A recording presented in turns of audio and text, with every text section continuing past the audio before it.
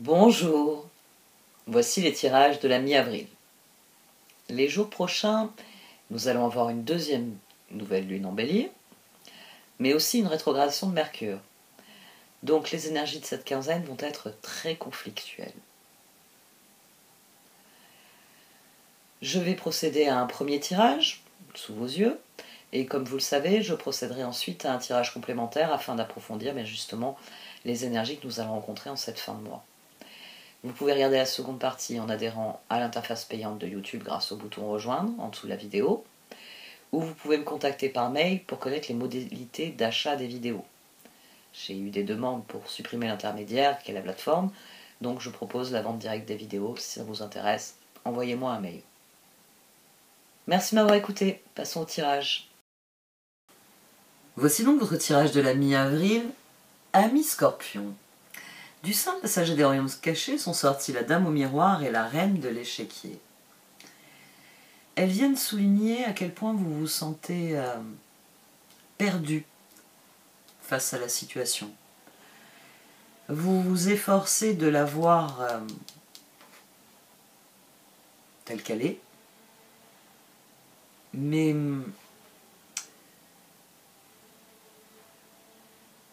vous n'arrivez pas à vous décider à passer à l'action.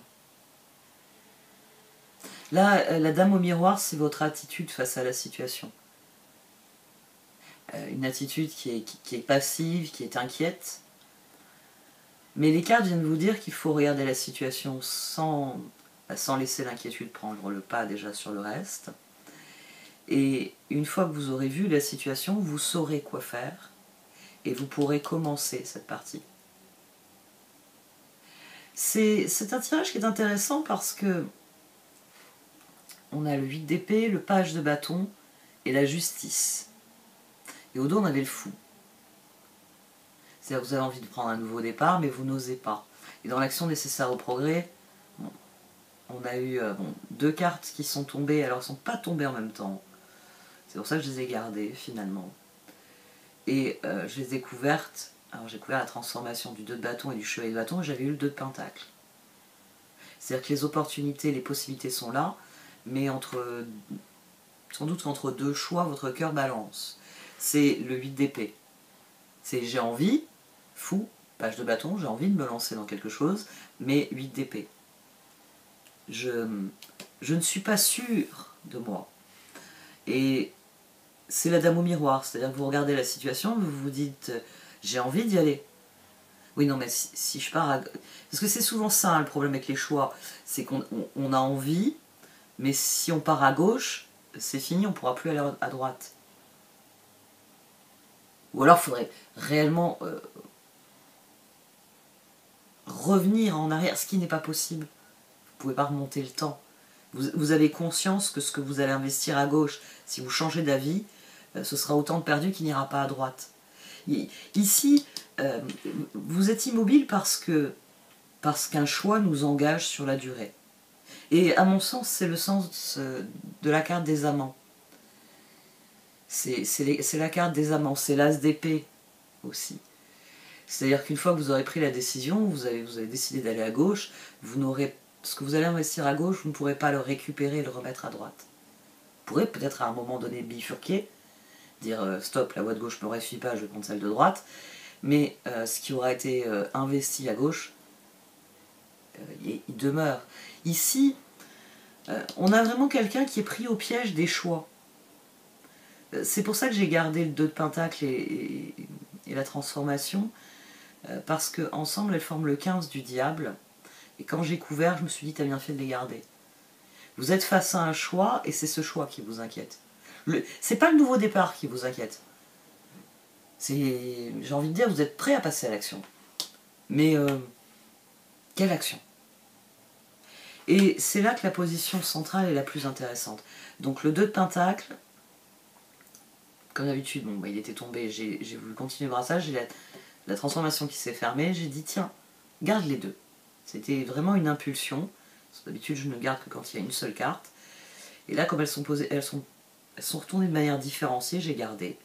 Et j'ai couvert du 2 de bâton et je me suis dit oui, je me suis dit la chose qu'ils doivent faire réellement, fondamentalement, c'est s'engager dans quelque chose. Et c'est ce qu'ils hésitent à faire. Prendre un nouveau départ, ils veulent bien, mais prendre le risque de ne pas choisir le bon nouveau départ, ça c'est plus difficile. Et j'ai voulu une 4e carte. Bien m'en a pris puisque j'ai un chevalier de bâton. Ce tirage, il vient vous dire arrête de tourner au rond-point et décide. Alors oui, si tu vas au sud, tu n'auras pas les neiges et tout ce qui va avec le nord. Si tu vas au nord, tu n'auras pas le soleil, les moustiques et tout ce qui va avec le sud. Mais le plus important, c'est... finalement, c'est comment toi tu veux te positionner.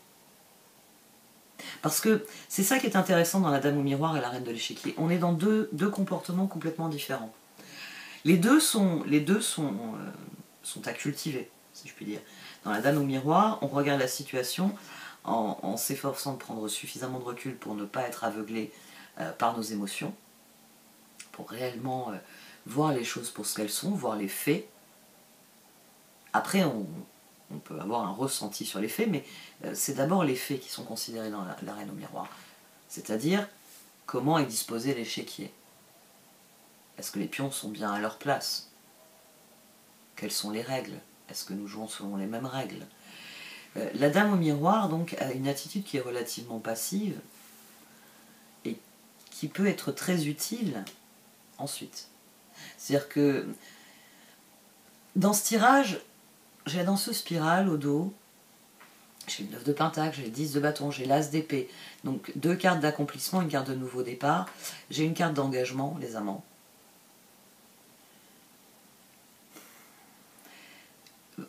Alors, le problème avec l'inquiétude avec le 8 d'épée, c'est souvent la prison mentale.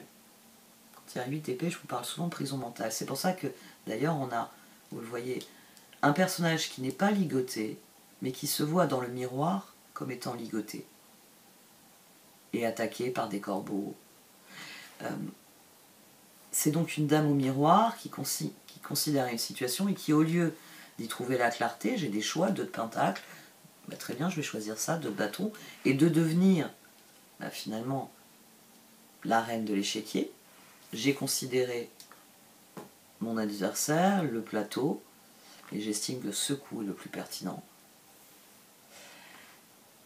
Mais gardez bien à l'esprit que si vous n'arrivez pas à faire cet enchaînement, il faut affronter, et c'est la Dame au miroir, il faut affronter ce qui vous inquiète réellement. Qu'est-ce qui vous inquiète dans cette situation? Il faut vous en servir pour décider. Les amants ici, alors oui, ça peut renvoyer une relation, peut-être qu'on aura des informations qui nous parleront que c'est dans une relation, que vous avez peur de vous engager dans une relation, ou vous avez peur de passer au stade suivant dans une relation. C'est possible que ça se développe dans la suite du tirage. Mais là, au sens strict, n'oubliez pas que les amants, c'est la carte dans la spirale ascendante où on décide de se donner de manière authentique au monde. Normalement, les amants, c'est toutes vos relations.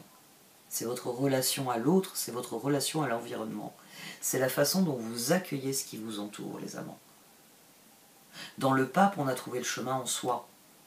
Et on a édicté un certain nombre de règles en fonction de ce qu'on a vécu dans les étapes précédentes. Et dans les amants, on se confronte à son environnement.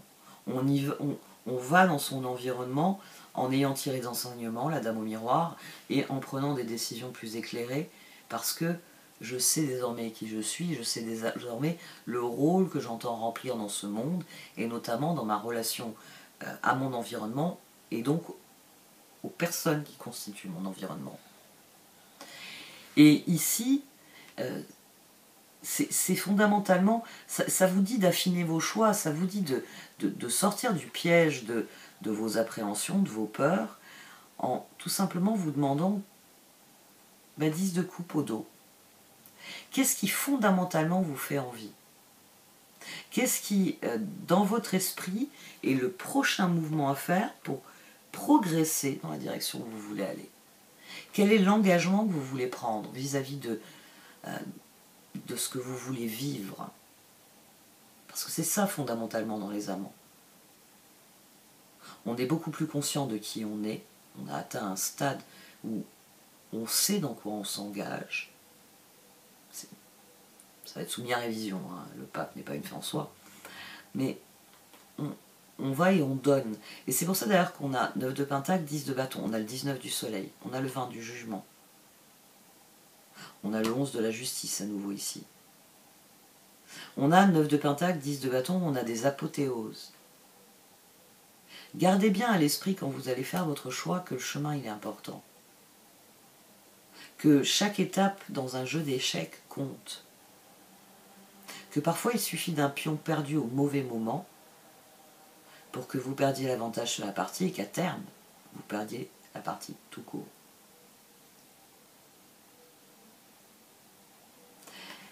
Quelle que soit la situation qui vous préoccupe, ce tirage il vient vous dire que c'est quand vous penserez en termes de constructif, en termes d'étapes. C'est quand vous regarderez la situation et vous vous direz, tiens, dans cette direction-là, j'ai plus envie. Dans cette direction-là, je progresse, j'avance. C'est un bon tirage parce que finalement, le seul obstacle à vaincre, c'est vos peurs. Mais voilà, comme toujours, c'est un obstacle qui n'est pas des moindres, qui est souvent l'obstacle par excellence.